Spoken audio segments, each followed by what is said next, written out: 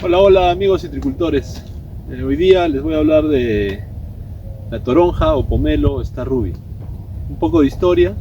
El pomelo viene de una hibridación entre naranja dulce y pumelo.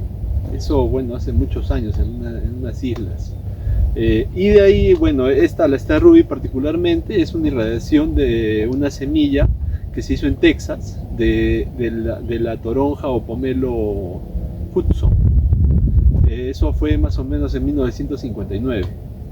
De ahí se consiguió esta toronja, que es la que ha desplazado a todas las otras toronjas que son de cáscara amarilla, ¿no? Esta en algunas zonas también la he visto amarilla, pero bueno, acá agarra un color, si se dan cuenta, medio rosado, es bien bonito. Miren acá, estas son frutas que se han caído un poco de la...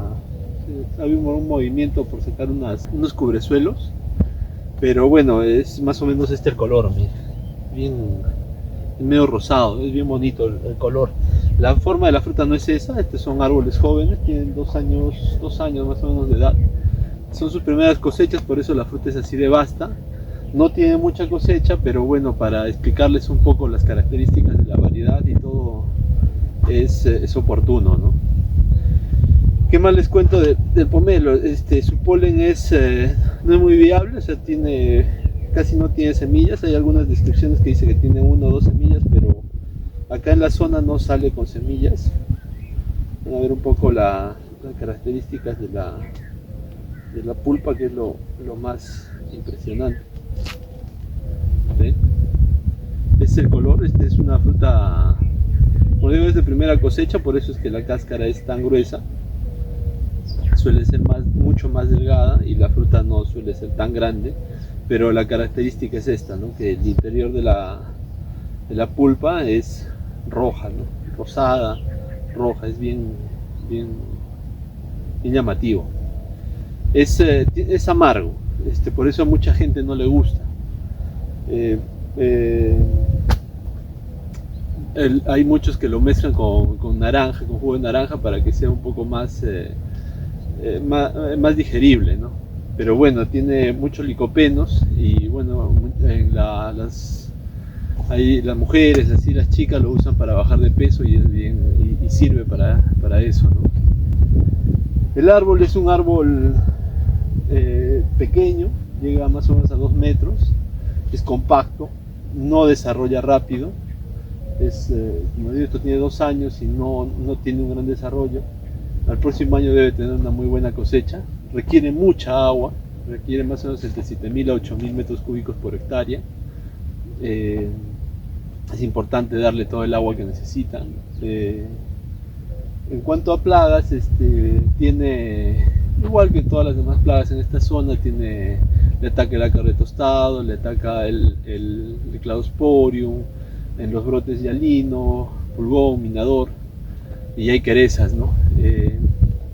Las producciones son muy buenas. En este campo no hay mucha producción, pero yo tengo en otra zona un campito es un ensayo de 20, 30 plantas, de 25 plantas en realidad, que si uno lo lleva a hectáreas tiene 60 toneladas por hectárea, porque la fruta en realidad es bien grande, ¿no? La fecha de cosecha de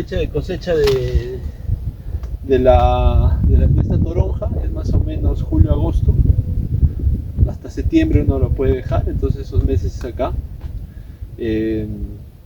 Más hacia el sur puede cosecharse en mayo, junio, julio.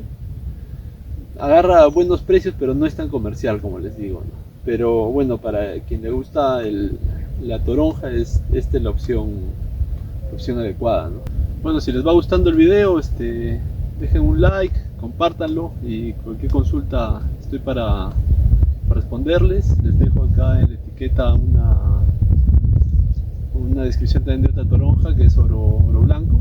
Y nada, les voy a mostrar un poco la planta, como para que la reconozcan un poco mejor la fruta. Son frutos grandes, la cáscara es lisa y este es el color característico, ¿no? Acá la sombra tiene ese color, ¿sí? no rosadas. Sus hojas son, tienen este alerón, es característico y son grandes, muy vigorosas.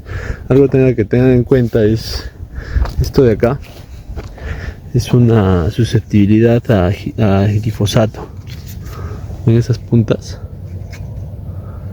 Es una característica que tiene esta toronja, que es susceptible a eso, ¿no? A daños de glifosato. O sea, no hay que aplicar. Por eso, si ven allá arriba, hay unas mantas que pusimos. Ahora ya las hemos sacado porque ya definimos qué será el tema, ¿no?